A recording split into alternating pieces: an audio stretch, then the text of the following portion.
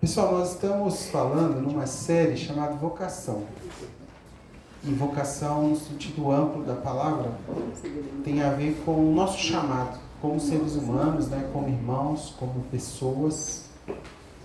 Nós fomos convidados a ser pontuais na nossa vocação, naquilo que Deus nos deu. Qual que é o nosso objetivo último? Ocupar um lugar onde a glória de Deus pode ser vista na nossa vida.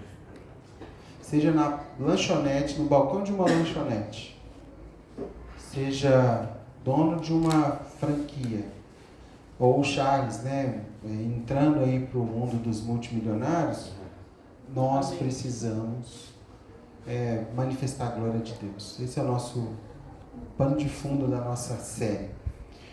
E hoje nós vamos falar sobre o chamado da família. E a Rebeca que vai nos trazer. Vou orar por ela.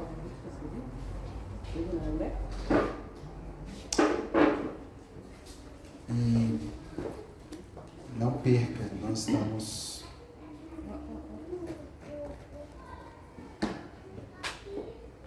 Deixa ele que eu... Oi. Tá bom, já vou lá. Vamos orar para a mamãe, eu e você juntos? Vem cá, dá a mãozinha só. Aí. Dá a mãozinha à mamãe. Vamos orar pela mamãe. Paizinho, obrigado pela vida da Rebeca. Obrigado por aquilo que o Senhor tem construído no coração dela.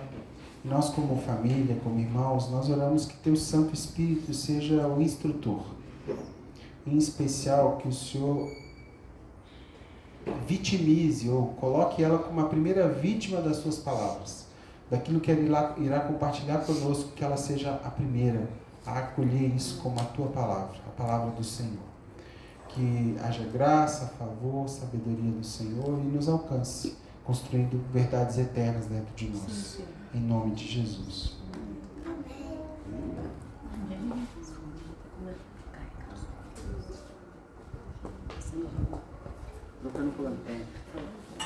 Shalom, irmãos.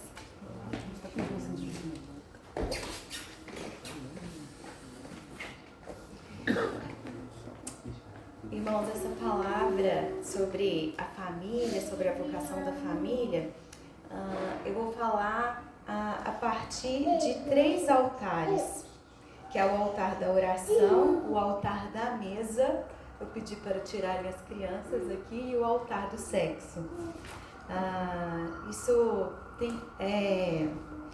trago muita edificação, né, para a minha vida, na reflexão, e por isso que vou compartilhar então com vocês sobre a vocação da família. Qual foi o intuito, a finalidade da família e qual é a vocação dela para a sociedade.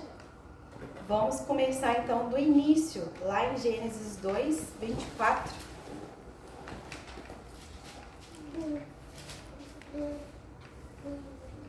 Gênesis 2, versículo 24, diz assim: por isso, deixa o homem, pai e mãe, e se une à sua mulher, tornando-se os dois uma só carne. Deixa eu ligar aqui o tempo, senão não vou ver, tá? Não tá funcionando Senão não para não, tá, gente? Irmãos, eu pesquisei aqui sobre o versículo 24, essa palavra deixar. O que significa deixar no original hebraico? E literalmente é soltar, largar, deixar para trás. Não no sentido pejorativo, não ligo mais para você, mas é cortar de fato um vínculo, um laço, soltar, largar. Até o momento que nós estamos ali com os nossos pais, é como se a gente estivesse segurando ali uma corda, um laço. E a partir do momento que nós nos casamos, nós precisamos soltar isso e pegar a outra corda ali, que é você se tornando uma só carne com o seu marido, com a sua esposa. Então, é literalmente isso. E uma só carne, na visão hebraica, vai significar união física, que é a intimidade, a união de vida, que é a unidade familiar, né? Você rompeu com a família e se uniu para você iniciar a sua família. É um parentesco real, ou seja, você acabou de fazer um vínculo inseparável, então é um parentesco real ali agora. E é uma dimensão de pacto, uma aliança que nos torna uma entidade indivisível perante Deus. Deus olha e não vê mais divisão. Paulo e Priscila se tornam um, e quando Deus olha, ele não vê essa divisão mais. E isso é o óbvio, mas que precisa ser dito. Esses dias eu compartilhei com o David um Reels de uma pessoa indo na rua entrevistando casais. E entrevistava o homem e perguntava assim, qual que é a pessoa mais importante da sua vida? Aí o homem estava com a sua esposa e os filhos, né? Aí o primeiro olhou para o filho, olhou para a esposa e falou assim, minha esposa. Aí o rapaz falou assim, mas por que sua esposa? Ah, porque é a pessoa que eu iniciei a família. Os filhos vão precisar de mim um determinado tempo, mas depois eu vou dar continuidade com a minha esposa, eu vou ficar com ela para sempre.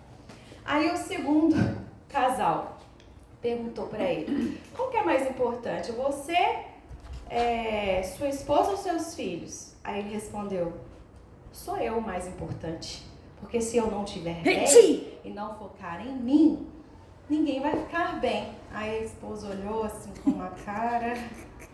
E aí foi o terceiro, gente. O terceiro nunca leu Gênesis 2:24. Falou que era mãe dele, tá vendo? Perguntou qual que é a pessoa mais importante na sua vida. E estava a esposa e os filhos. Ele olhou e falou assim, a minha mãe, com certeza. Depois os filhos. Ixi, acabei de causar uma confusão com a minha esposa, mas é verdade, minha esposa é a terceira, né? E a esposa ali, coitada, fazendo um papelão. Mas, infelizmente, é ainda a noção de muitas pessoas de não cortar os vínculos com os pais. E isso causa um grande desastre na sua família. Por isso, gente, Gênesis, tá tudo organizadinho. Deus, ele é tão sábio, né? Que ele colocou tudo que a gente precisa ali nos primeiros capítulos de Gênesis para a formação de uma família. E é muito claro, solte, ali o original solte o laço e se una ao parentesco real que é a sua família. Então, o seu cônjuge vai ser a pessoa mais importante porque vocês se tornam um só. Não é mais outra pessoa, é você mesmo. Isso é muito forte, espiritualmente tem uma perspectiva assim muito séria. Então, uma frase que a gente gosta muito é uma família para as demais famílias da terra. E como que a gente escolhe alguém, né? Aos solteiros aí agora, vamos lá para Gênesis 24. Se você ainda não se casou, na época que eu era solteiro, o pastor falava assim, vamos orar, irmãos, mas não fecha o olho não, fica com o olho aberto. Com o olho aberto, que é o momento de vocês, né, escolher alguém. Mas se casou, fecha o olho. Agora não tem jeito mais. Gênesis 24, Abraão manda seu servo buscar uma mulher para Isaac. A partir do 1, era Abraão já idoso, bem avançado em anos, e o Senhor em tudo o havia abençoado. Disse Abraão ao seu mais antigo servo da casa que governa tudo o que possuía, põe a mão por baixo da minha coxa, para que eu te faça jurar pelo Senhor dos céus e da terra, que não tomarás esposa para o meu filho das filhas dos cananeus, entre os quais habito.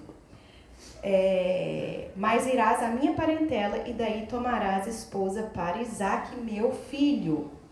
Então, sempre existiu uma preocupação de quem a pessoa ali estava se casando. Eles sabiam que eles não poderiam se misturar com pessoas que não eram tementes a Deus. E Abraão, ele pega o seu servo de mais confiança, faz ele jurar, porque ele já estava morrendo, você vai buscar uma esposa para o meu filho, mas uma esposa temente a Deus. Todo mundo sabe que ele era super temente a Deus, um nome maravilhoso, que ele encontra a Rebeca lá e traz a Rebeca então para Isaac.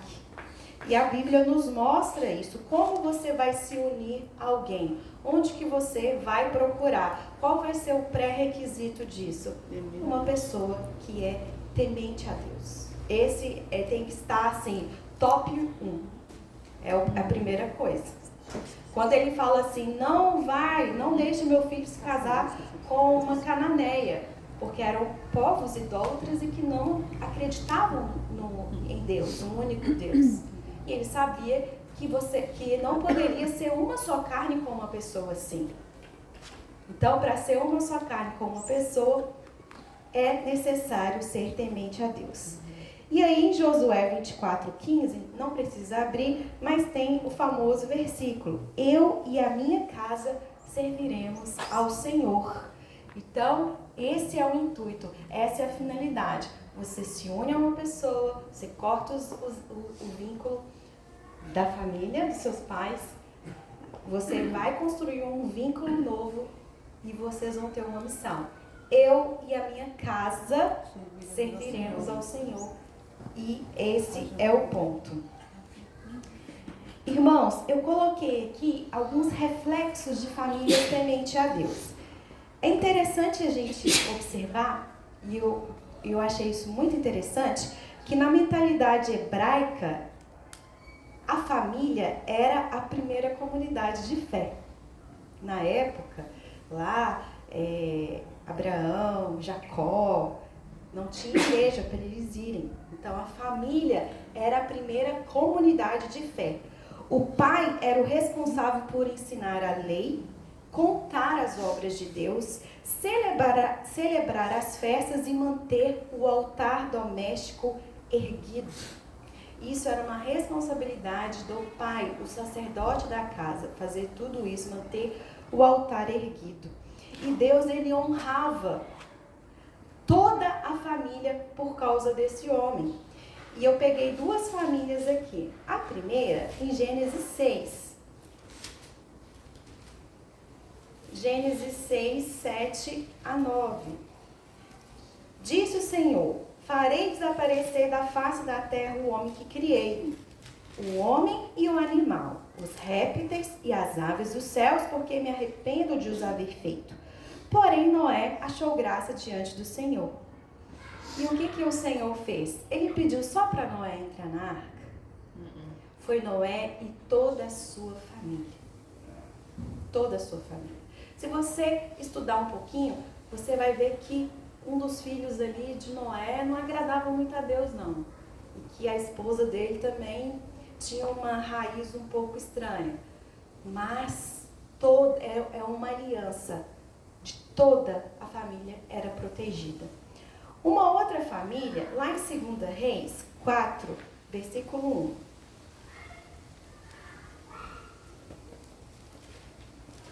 2 Reis 4. 2 Reis 4, 1 fala de um momento que Israel estava passando de muita pobreza e dívidas. E olha que interessante. 4:1. Certa mulher das mulheres dos discípulos dos profetas clamou a Eliseu dizendo: meu marido, teu servo, morreu, e tu sabes que ele temia ao Senhor. É chegado o credor para levar os meus 2 filhos para lhe serem escravos. Eliseu lhe perguntou: que te hei de fazer? Dize-me o que é que tens em casa. Ela respondeu: tua serva não tem nada em casa senão uma botija de azeite. Então disse ele: vai, pede emprestadas as vasilhas a todos os seus vizinhos, vazias não poucas. Então entre e fecha a porta sobre ti e sobre seus filhos.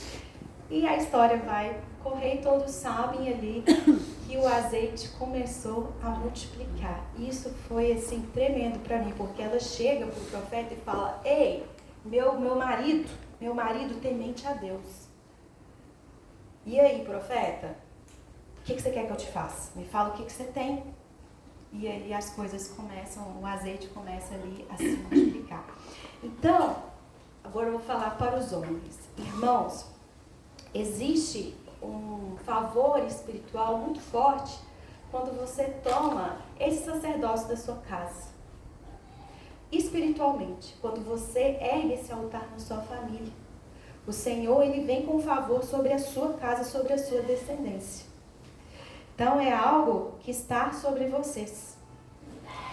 E a mulher? Olha que interessante. No pensamento hebraico, o lar era considerado o centro da vida espiritual e social. A mulher é chamada de coluna principal do lar. Ela geria todos os cuidados da casa, educação dos filhos, hospitalidade, transmissão de fé e costumes, né? A mulher que ensinava, por exemplo, a Torá aos filhos. Ela cuidava da educação dos filhos ali até entrando ali nos 12 anos. Depois isso era passado para os pais e ela era considerada a coluna principal do lar. É como se ela fosse o equilíbrio, trouxesse alegria para casa. Por isso, irmãos, que quando a mulher ela fica o dia inteirinho trabalhando fora de casa, vocês sentem que o lar fica faltando alguma coisa? Não sei aí se você foi criado com uma mãe que esteve dentro ou que esteve fora, ou que esteve parcialmente dentro ou fora.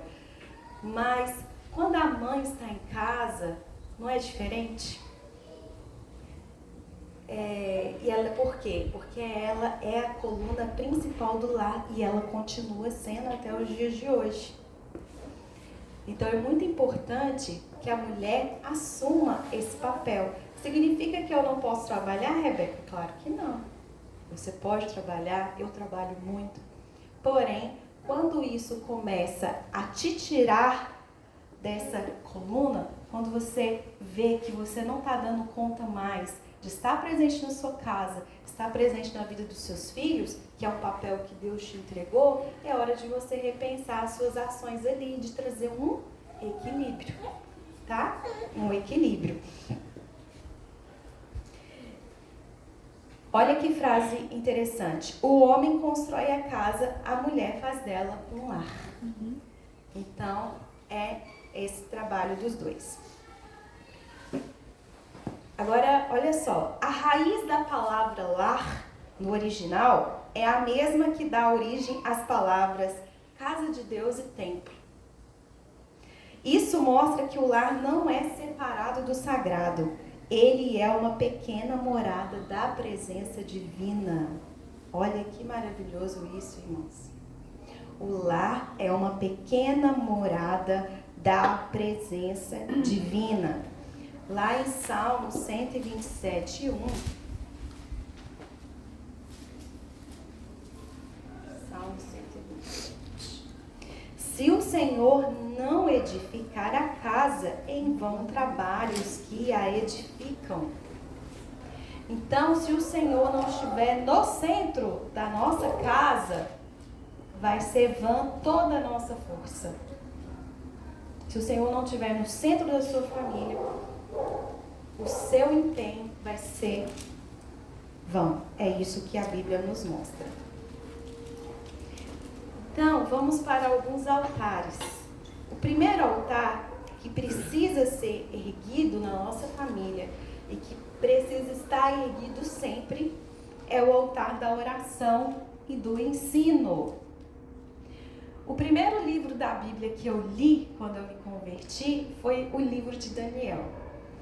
E eu achei sensacional porque eu falei, poxa vida, Daniel era um governador, um governante, e ele parava 3 vezes ao dia para orar em seus horários específicos.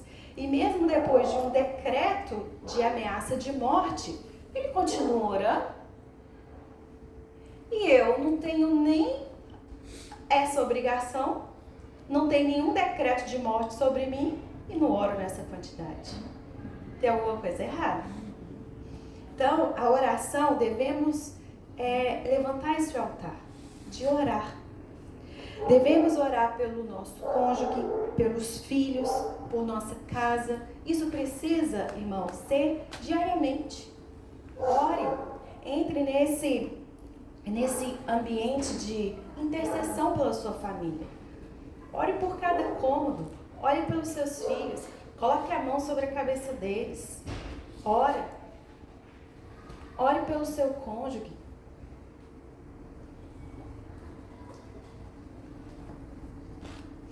Porque quando a gente começa a orar, a gente começa a aguçar o nosso discernimento. Muitas coisas acontecem na família e é espiritual, irmãos. Precisa orar. Espírito de confusão ali, de desavença. E você está tentando vencer o negócio na força do braço. Aí, quando você tenta vencer isso na força do braço, aí que a briga vem. Para tudo, começa a orar, começa a discernir o ambiente. As crianças começaram a ficar muito agitadas. Ora, chama eles. Vem cá, eu já fiz isso muito. Vem cá os seus dois agora, vamos orar. O negócio não tá legal. Dá a mãozinha, vamos fechar o olho, vamos orar. As coisas acalmam. Então, precisamos orar. Oração em família, com os filhos e uma oração intercessória. A oração em família, você pode decidir um momento, mas esteja sempre orando com a sua família. Que seja no momento de sentar à mesa, mas pratique isso e faça com que seus filhos treinem a oração também. A oração das mães, ela é algo muito poderoso. E lá em 2 Samuel 21, 2 Samuel 21, tem uma mãe que me chamou muita atenção. 2 Samuel 21, 8, diz assim: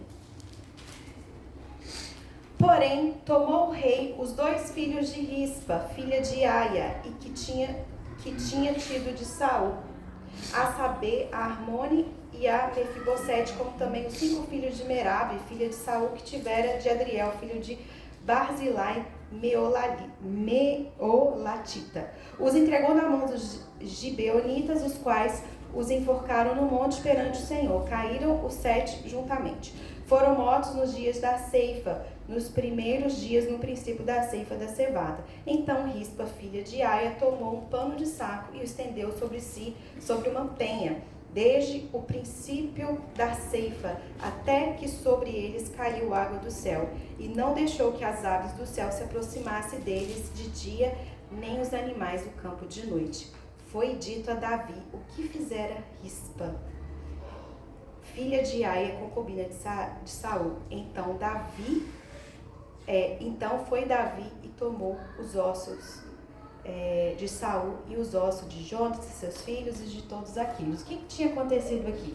Tinha tomado os filhos de Rispa e enforcado. Por causa de Saul, que ele tinha atacado os gibeonitas, ele não poderia ter feito isso. Enfim, os 2 filhos dela morreram. E ela pegou os filhos, colocou sobre uma rocha, fez uma tenda e ficou durante um mês inteiro, de dia e de noite, espantando os bichos dali, para que não chegassem perto do corpo dos filhos dela. Até que essa ação de Rispa chamou a atenção de Davi. Falou: uau, não, peraí, vamos dar um enterro digno a eles, todos eles. Irmãos, muitas vezes nós podemos desistir, e aí eu falo para as mães, dos nossos filhos ainda vivos. E Rispa não desistiu dos filhos mortos. E a oração intercessória pelos nossos filhos, ela diz de uma permanência. Diz de estar ali, dia e noite, orando, intercedendo, até que possamos atrair a atenção do rei. Rispa ficou ali até Davi olhar e tomar uma providência. E Deus nos chama a tomar essa posição de mães, intercessoras pelos nossos filhos, até que Ele venha com a sua mão poderosa. Não sei o que você precisa orar, mas os nossos filhos precisam de oração. A Bíblia fala que, como flechas na mão do arqueiro são os nossos filhos. Qual que é a função de um arqueiro? Tem um arqueiro, né? Aí o filho é a flecha. É mirar. Quer dizer que o pai que mira, né? Os pais que miram e lançam. Isso quer dizer o quê? De vocação, de destino. Então precisamos orar pela vocação dos nossos filhos, o destino deles. E mirar para isso.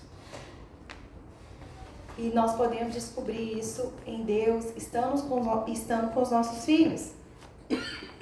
E ensinamento da Bíblia. Ensine a Bíblia ao seu filho. Ensina. Leia para ele. Eu não tenho tempo. Irmãos, isso é muito sério que eu vou dizer. Satanás tem tempo de sobra. Se você não tem tempo, ele tem tempo demais. E hoje as crianças estão sendo absorvidas e inundadas de conteúdo o tempo inteiro.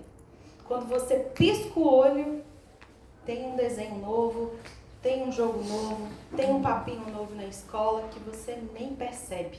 E está ali colocando sementinha no coração dos seus filhos. Então, tira essa frase do seu coração. Você tem tempo sim, porque os filhos são prioridade e você que precisa mirar para acertar essa flecha em algum lugar. Então, se você não ensinar o seu filho, Satanás ele vai fazer um belo discipulado deles. Então, todos os dias ensine seus filhos. Ensine os seus filhos. Comprem livrinhos, leiam para eles na hora de dormir. Na hora de estiverem juntos, comecem a falar da Bíblia, mas estejam constantemente ensinando os seus filhos. Então, esse altar da oração, ela precisa estar erguido na sua casa, com o seu cônjuge, esteja orando uns pelos outros, com a sua família e ensinando também. O segundo altar, e esse é muito bom, é a mesa, né? A mesa é lugar de encontro e lugar de espiritualidade também. Lá em Salmos 128, diz assim. Salmos 128.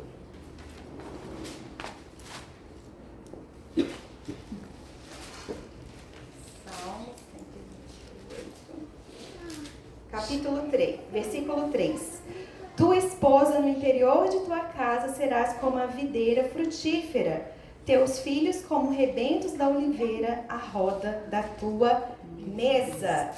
Êxodo 25, a partir do 23, diz assim, Deus dando a instrução de como construir uma mesa. Sabia que Deus deu essa instrução de como construir uma mesa? Êxodo 25, 23. Também farás a mesa de madeira de acácia, terá o comprimento de 2 côvados, a largura de 1 côvado, a altura de 1 côvado e meio, de ouro puro a cobrirás, e lhe farás uma bordadura de ouro ao redor, e começa a falar ali, ele descreve como que seria feita a mesa. Então, a mesa, ela é um altar dentro da nossa casa. E é importante que você possa ter pelo menos um momento de comunhão à mesa com toda a sua família, com regras no sentido de, a gente sabe que os dias são corridos e às vezes ali na hora não dá para todo mundo sentar à mesa, aí um senta no sofá, aí outro senta assim, aí um come numa hora, outro come noutra hora, aí liga a TV, aí o outro mexe no celular. Mas é importante que pelo menos uma refeição toda a família sente à mesa, sem TV, sem celular, olhando uns nos olhos dos outros e faça uma refeição. Que seja 10 minutos, que seja 15 minutos, mas é importante que você estabeleça esse momento dentro da sua família. A gente estabeleceu que a gente faz isso nos cafés da manhã, porque é o momento que a gente tem, né, de estar todo mundo junto. Então, a regra é, acordou, desce para ajudar a arrumar a mesa. Aí os meninos já tem que colocar o jogo americano na mesa, aí já vai fazendo o cafezinho. E cada dia, um da família tem que orar. A gente faz escala de revezamento. Aí um dia o Tito ora, outro dia o Timóteo, outro dia a mamãe, outro dia o papai. E é aquele momento sagrado. Não pode mexer, não pode ligar a TV, não pode mexer. É porque assim, a nossa cozinha não tem TV, mas dependendo da casa, a mesa tem uma TV na frente, né? Tá na sala. Então não pode mexer no celular. É o momento sagrado de a gente ter ali. Então, pelo menos um momento no dia, irmãos, vocês precisam fazer isso. Ter esse momento à mesa. E deixem esse momento especial. Olha, existem umas irmãs aí muito boas em mesa posta. Eu não sou boa nisso ainda, não. Mas você pode usar o que você tem na sua casa. Sabe, uma xícara legal, um jogo americano. Faça parecer atrativo para a sua família. Não deixe para usar quando a visita vier, não. É para a nossa família que a gente tem que usar mesmo. E algumas coisas para você incrementar esse momento. Aí essa parte eu estou tentando melhorar. Aprendi a fazer pão, gente. Ficou gostoso. Vou fazer um dia aqui para vocês. Se empenhem nisso. Não é diferente quando você vai sentar numa mesa e tem um bolo saindo ali de dentro? Né, Diego? Você vai lá na padaria e compra um bolo, mas quando a Ludmilla faz aquela broa saindo do forno, tem outro significado. Eu posso colocar um clube social lá na mesa, meus filhos inclusive adoram, mas quando eu faço um biscoitinho que sai do forno, aquilo parece que chama a gente, né? Fala assim, nossa, que especial que é sentar numa mesa, acabou de ficar pronto. Então é algo que eu tenho feito com muita recorrência. Essa semana foi quase todos os dias. Um dia eu assei uma torta salgada, outro dia um bolinho, outro dia um biscoitinho. E quando você começa a fazer, isso se torna rápido. Quando você perde essa prática, é como se fosse muito difícil. Quando você começa a colocar isso na sua rotina, é como se fosse rápido. Aí quando eu vi, eu falei, poxa, eu gastei 10 minutos para bater um bolo. E depois quem vai fazer o serviço vai ser o forno. 10 minutos é o tempo que eu vou na padaria e volto para comprar alguma coisa. Então, a gente pode incrementar a mesa. E isso é convidativo. Os meninos já começam a sentir o cheirinho. Ô mãe, tá pronto o biscoito? Daqui a pouco vai estar pronto o seu biscoito. Aí isso chama para estar perto da mesa. Sejam intencionais nesses momentos. Esse momento que você senta à mesa é o momento de ensinar. É o momento que você ensina os seus filhos a compartilhar. É o momento que você olha nos olhos. É o momento onde você fala assim, ei, tem mais pessoas para comer. Você tem que saber partilhar tudo que está aqui. É o momento onde começa a vir o que está no coração, né? No nosso coração. As crianças começam a falar e você já percebe que está cheio o coraçãozinho delas. O seu cônjuge começa a falar algo e você já percebe. Então é um lugar de espiritualidade, irmãos. E esse altar precisa estar erguido. Quando esse altar não está erguido na nossa casa, existe uma desconexão total no lar. Quando um come no lado, outro come no outro, existe uma desconexão. E o Senhor gostava da mesa. Jesus, ele gostava da mesa. Tanto que Jesus ali, com os 12 discípulos, comemorando a Páscoa, né? A Pessa, ele pega o pão e fala, estou partindo isso aqui com vocês. Pega o vinho, estou distribuindo isso daqui com vocês. Então, não deixem que esse altar não esteja erguido na vida de vocês. E busquem maneiras de valorizar esse momento. Aprendam a fazer coisas. Eu estou agora tentando aprender a mesa posta. É porque eu sou muito prática, irmão, assim, vão ser da praticidade. Mas é legal a gente fazer coisas especiais também, né? Para a nossa família se sentir importante naquele momento, valorizado. Quando você senta numa mesa toda linda, é diferente, né? E nós cantamos aqui na música que Ele me deu lugar à mesa. E foi exatamente isso que o Senhor nos fez. Ele nos deu lugar à sua mesa. E a mesa é muito valorizada nas Escrituras. Irmãos, o outro altar que eu gostaria de dizer está lá em Hebreus 13:4, que é o altar do sexo, da intimidade do casal. Hebreus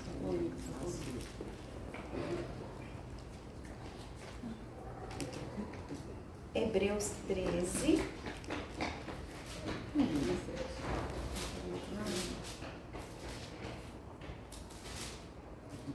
Digno de honra entre todos seja o matrimônio, bem como o leito sem mácula, porque Deus julgará os impuros e adúlteros.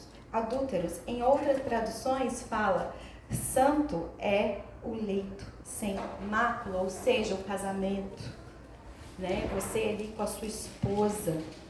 Esse ato, ele é muito importante diante de Deus, porque faz parte, sabe, do que eu li, do que é ser uma só carne? Ele é uma dessas partes. E se você deixa esse altar de lado, você fere esse princípio de ser uma só carne com seu cônjuge. Um casamento forte na intimidade fecha brechas para tentações. Um casamento forte na intimidade, ele fecha brecha para as tentações, ele traz mais conexão um para o outro. Porque esse envolvimento, irmãos, não é um envolvimento só físico. É um envolvimento de alma, é um envolvimento de espírito. Você está se envolvendo totalmente com a pessoa. Então, quando o casamento vai se esfriando e você deixa de ter esse altar, todas as outras coisas começam a serem desligadas também. Isso é muito sério. Eu estava estudando alguns irmãos aí da batalha espiritual e eu falei com o David que eles ensinando e falando assim, olha, os mesmos demônios que ficam lá quando você é solteiro para viver em promiscuidade, sabe? Finetando você, são os mesmos que fazem você ficar frio dentro do seu casamento e derrubar esse altar. Porque ele sabe que se ele derrubar esse altar na sua família vai começar a desmoronar, porque a base é o casal. A base não são os filhos, a base é o casal. Então, se o casal não está bem, tudo começa a desmoronar. E aí vai entrar as tentações e muitas outras coisas podem vir. Então, no casamento, ele fecha brechas para tentações, é uma arma contra o adultério e é uma forma de honrar a Deus. A falta desse altar traz sérios problemas. É uma forma da gente louvar a Deus e honrar a Deus estando com o nosso marido, estando com o nosso esposo, com a esposa, com o marido, com o nosso cônjuge. Por isso, lá em Levítico 6,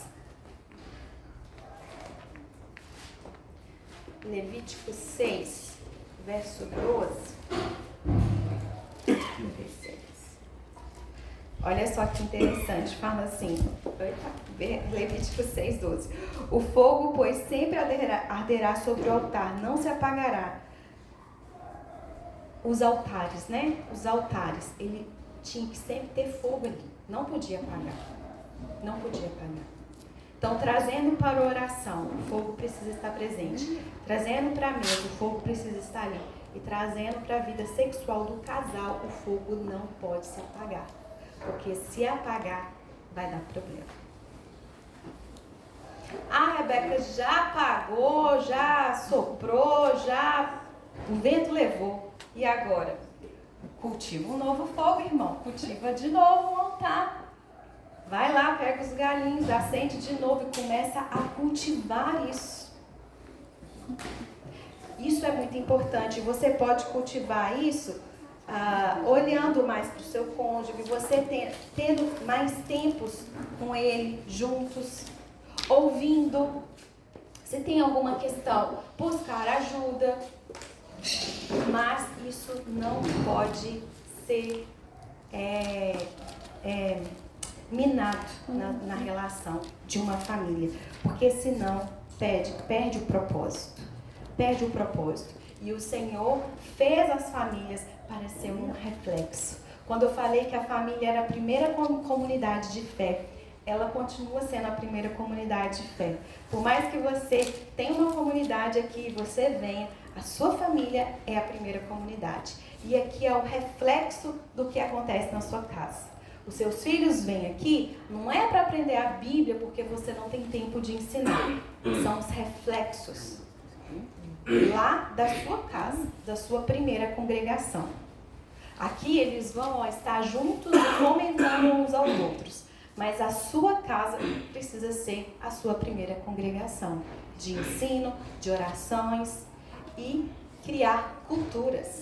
Qual que é a cultura que você quer criar para a sua família? O que você está criando hoje vai ser para gerações. Se você estabelece a cultura da mesa na sua casa, os seus filhos vão perpetuar essa cultura também. Se você estabelece a cultura da oração, os seus filhos vão perpetuar essa cultura também. Então, crie cultura na sua casa, crie cultura com seus filhos, com seu cônjuge. Isso vai perpetuar para as outras gerações.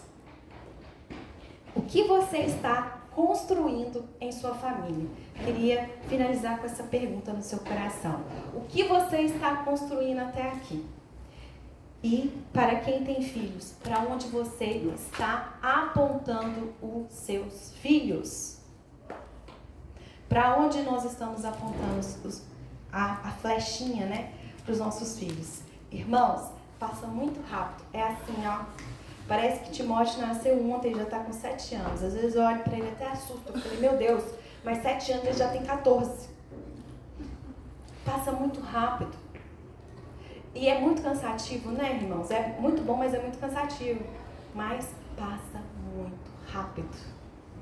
Precisamos deixar o cansaço de lado e entender que é um tempo muito pequeno que os nossos filhos ficam conosco. E se a gente não souber aproveitar esse tempo, vai passar e nós não vamos ter cumprido a missão que o Senhor nos confiou na vida deles, de mirá-los, de lançá-los muito além para um propósito maior. Amém, irmãos? Amém. Que o Senhor nos ajude nessa edificação e nesses altares, para que a nossa família seja reflexo. Assim como o povo de Israel era reflexo para os outros povos, a sua família é reflexo para outras famílias. Gostaria que você fechasse seus olhos, abaixasse sua cabeça. Vamos fazer uma oração.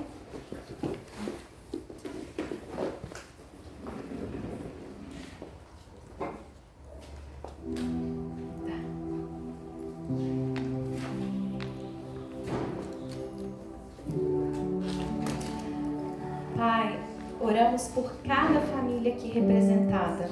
O Senhor conhece a realidade de cada um, Pai, de cada casal, de cada dificuldade, de cada desafio. E eu peço nessa manhã que o Teu Espírito vá ao encontro agora, Pai, de cada desafio, de cada dificuldade, de cada choro, de cada insistência diante do Senhor, de cada clamor, de cada intercessão, de cada oração que já foi colocada diante do Senhor, de cada lágrima já derramada. Eu peço nesse momento que o Teu Espírito possa marcar agora o coração de cada homem aqui representado, para que de fato tome essa postura de sacerdote espiritual da sua casa. Marque também o coração de cada mulher aqui representada como essa coluna forte no seu lar. Nos faça entender, Pai, isso. Nos faça, Pai, colocar esses altares e que o fogo não se apague em nenhum deles. Que possamos estar em constante oração. Que possamos ter o altar da mesa edificado na nossa família. Que não sejamos negligentes com o nosso cônjuge, Pai, mas que haja cada vez mais amor, união, intimidade entre o casal, que é o pilar dessa casa, que é o pilar dessa família. E eu oro, Senhor, por cada casal aqui representado, que o Senhor traga renovo, que o Senhor renove o amor, a aliança, que haja propósitos, que haja intenções de agradar um ao outro, de estar um com o outro. E eu oro que cada família tenha o discernimento de discipular os seus filhos, de mirar os seus filhos para o destino que o Senhor já preparou para cada um deles. Nos leve a esse lugar de discernir, de entender, Pai.